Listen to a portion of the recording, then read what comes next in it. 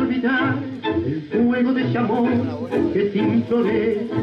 Y allá en la soledad del desamparo cruel, tratando de olvidarte recordé. Con la nítida febril del día que te di todo mi ser, y al ver la realidad de toda tu crueldad, yo maldecí la luz de tu mirar en que me encandilé, llevado en mi ansiedad de amar. Besos impregnados de amargura, tuve de tu boca en su frialdad. Tu alma no sintió mi fiel ternura y me brindó con rigor maldad.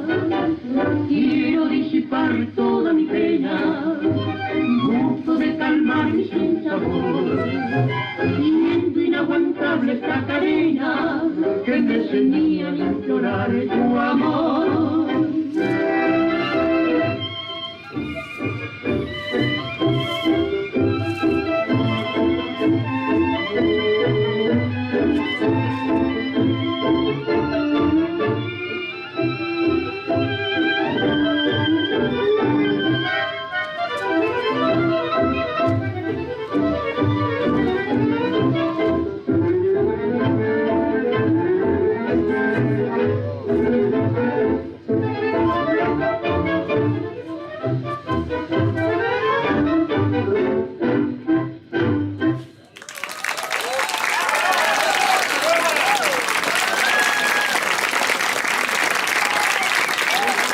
Muy fuerte el aplauso.